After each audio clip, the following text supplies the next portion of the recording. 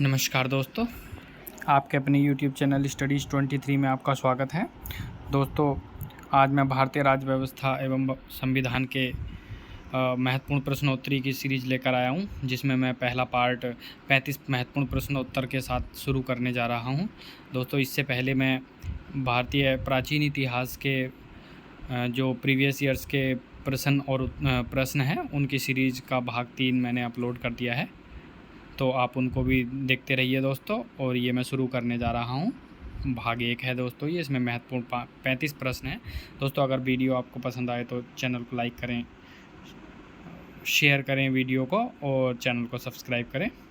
तो चलिए दोस्तों, शुरू करते हैं पहले प्रश्न से। पहला प्रश्न है दोस्तों, संविधान सभा की प्रथम बैठक कब और कहाँ हुई थी? तो कब हुई थी दोस्तों? 9 दिसंबर 1946 को नई दिल्ली में। संविधान सभा की प्रथम बैठक 9 दिसंबर 1946 को नई दिल्ली में हुई थी। अगला प्रश्न है दोस्तों, संविधान सभा की स्थापना कब की गई थी? संविधान सभा की स्थापना भी 9 दिसंबर 1946 को की गई थी दोस्तों। अगला प्रश्न है, संविधान सभा का अस्थायी अध्यक्ष किसे चुना गया था? तो दोस्तों, जो 9 दिसंबर 1946 को बैठक बुलाई गई थी, उसमें कोई पहले से निर्धारित नहीं था अध्यक्ष, तो वहाँ पर एक अस्थायी अध्यक्ष सभी के द्वारा चुना गया था। तो किसको चुना गया था? सच्चिदानंद सिन्हा को। दोस्तों, सच्चिदानंद सिन्हा सबसे ज़्यादा उम्र दराज व्यक्ति थे उस मीटिंग में, तो इसलिए सच्चिदानंद सिन्हा को अस्थायी अध्यक्ष उस सभा में चुन लिया गया था 9 दिसंबर 1946 को। और अगला प्रश्न है दोस्तों, संविधान सभा का स्थायी सदस्य कब चुना गया था? स्थायी अध्यक्ष बोल देंगे दोस्तों इसे। डॉक्टर राजेंद्र प्रसाद को 11 दिसंबर 1946 को सर्वसम्मति से। दोस्तों, डॉक्टर राजेंद्र प्रसाद को 11 दिसंबर 1946 को ये संविधान सभा की दूसरी बैठक थी, इसमें स्थायी अध्यक्ष इनको चुना गया था। किनको? डॉक्टर राजेंद्र प्रसाद को। अगला प्रश्न है, उद्देश्य प्रस्ताव में कुल कितने अनुच्छेद थे? उद्देश्य प्रस्ताव में कितने अनुच्छेद थे? 8 अनुच्छेद थे दोस्तों।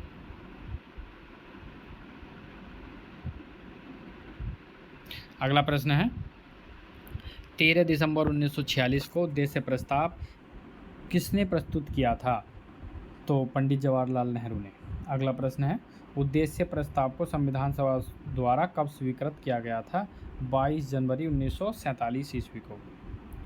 अगला प्रश्न है, स्वतंत्र भारत की संविधान सभा का अध्यक्ष कौन था? स्वतंत्र भारत की संविधान सभा का अध्यक्ष कौन था? डॉक्टर राजेंद्र प्रसाद थे। अगला प्रश्न है दोस्तों, डॉक्टर भीमराव अम्बेडकर की अध्यक्षता में 7 सदस्यीय प्रारूप समिति का गठन कब किया गया था? ड्राफ्टिंग कमेटी थी, संविधान को बनाने के लिए प्रारूप समिति का इनको अध्यक्ष बनाया गया था, और इसमें ये 7 सदस्यीय टीम थी, जो कि 29 अगस्त 1947 को गठित की गई थी। अगला प्रश्न है, संविधान के प्रारूप समिति के सदस्य जेपी खेतान की मृत्यु के बाद किसे उसका सदस्य बनाया गया था? टी कृष्णाचारी को।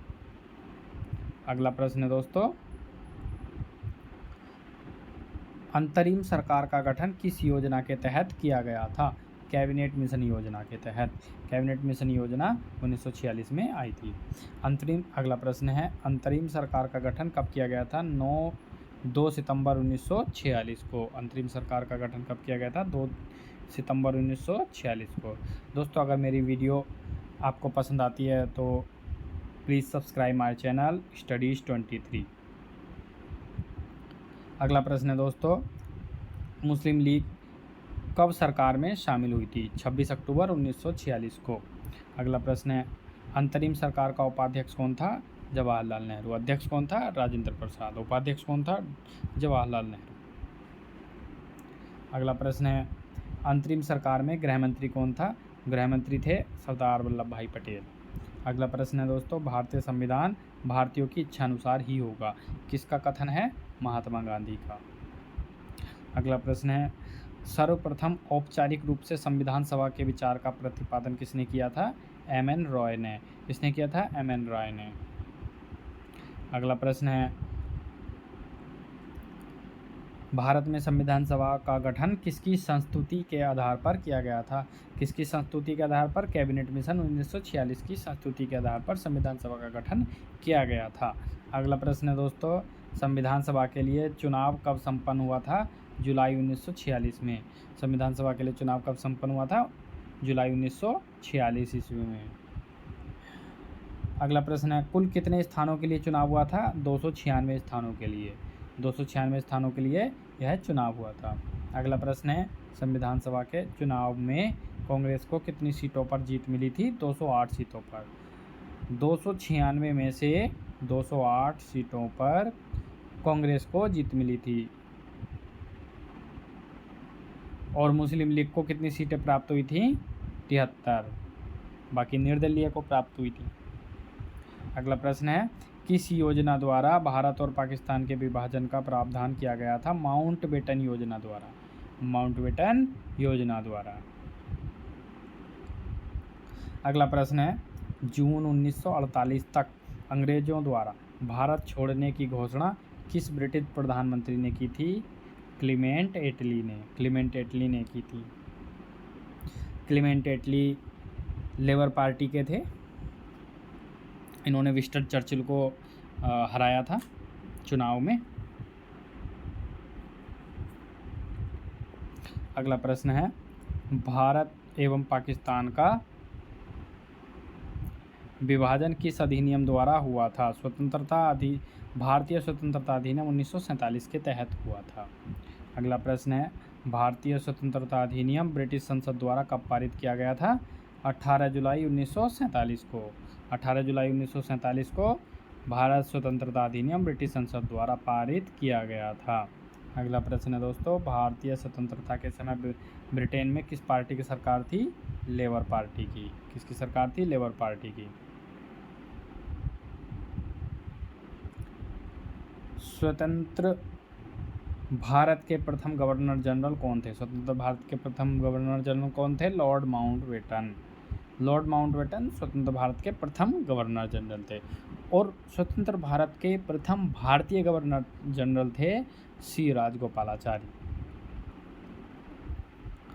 अगला प्रश्न है दोस्तों, भारतीय स्वतंत्रता के पश्चात व संविधान निर्माण के पूर्व भारत का शासन किस अधिनियम के अनुसार चलाया गया था?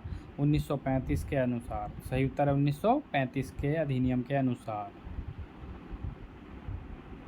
अगला प्रश्न है दोस्तों, संविधान सभा के विभाजन।